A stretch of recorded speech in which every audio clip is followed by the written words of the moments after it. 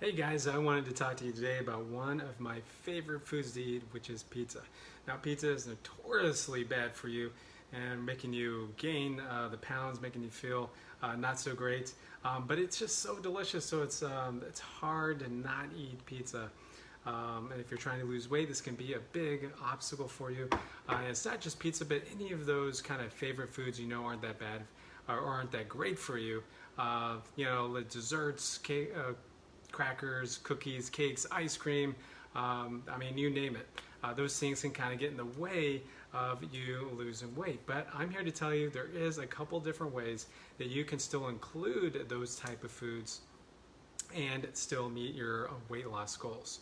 If you haven't heard of me, I'm Mike Fatasic, and through my coaching programs, I love helping busy parents lose weight without starving themselves or spending all day in the gym.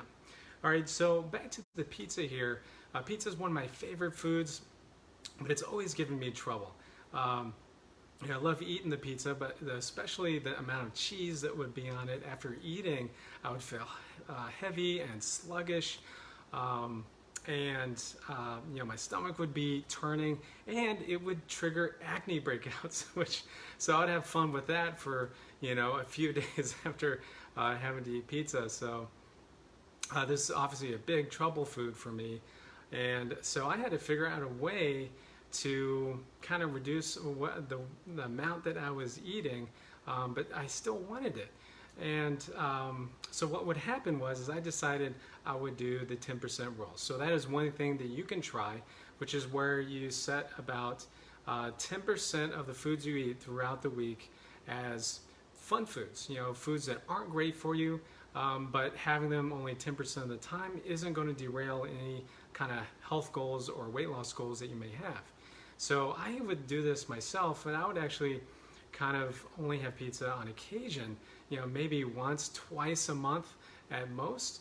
But the problem is that I was restricting. So I had this mindset of I was restricting pizza because it was bad for me. It made me feel not that great. So I just wouldn't do it. So then when I did have the pizza, it would trigger me to have like a mini binging episode. I would just eat 4 or 5, maybe 6 slices of pizza in one sitting, which of course made me feel horrible.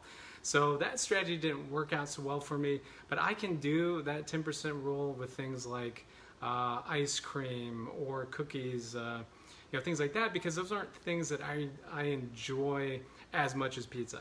So pizza is just something I really, really love. So when I have the mindset of restricting it and not giving myself access to it, I end up just going crazy anytime that I'm around it. But that is a strategy you can try, but one that I think is better, that will kind of avoid this whole restriction and kind of binging cycle, is to do what's called healthy swaps. So in this pizza in particular, and I have to give my wife a shout out on this, she made it. It's from a gluten-free dough that takes about an hour to make because you got to let the dough rise and then you got to make it. So there's a lot of work, and my wife did a great job with this. We put a lot of vegetables on this. It's got basil and oregano, onions, tomatoes, mushrooms. But you'll notice one thing it doesn't have is it doesn't have cheese on it. I know that sounds really weird, and I thought that was weird myself when I thought about it.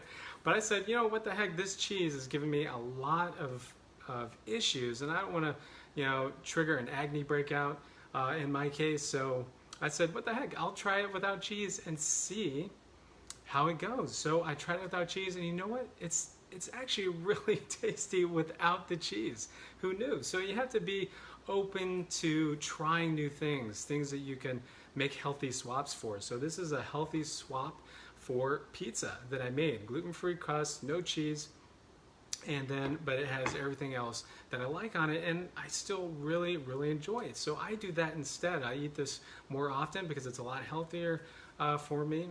Helps me meet my weight loss goals, or not my weight loss goals, but my health goals. And you can do this with all types of things. So for ice cream, for instance, you could use frozen banana. Bananas are great for you, especially if you're trying to lose weight. So you can eat, when you freeze a banana and then you put it in a high-speed blender, once it blends, it has a consistency very similar to ice cream. So that's something you can do. You can make sorbet out of frozen fruits. There's all different things that you can try. If you like really sweet things, fruit is a great option that you can try.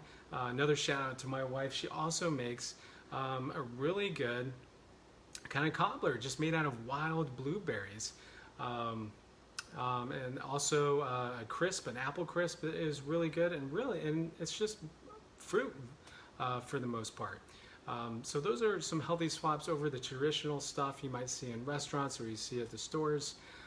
So those are two things that you can try doing for yourself. Do the 10% fun food rule, or you do the healthy swaps, which is the strategy that I prefer, and I think it will help out.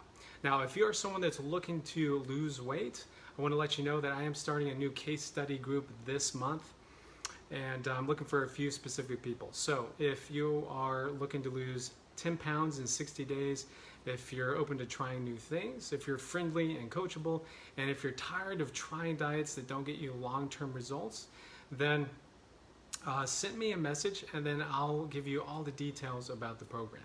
I'll be choosing people this week, and this program is not free, but it's heavily discounted on top of what I would usually charge for this type of support. Thanks for watching, and I'll catch you guys next time.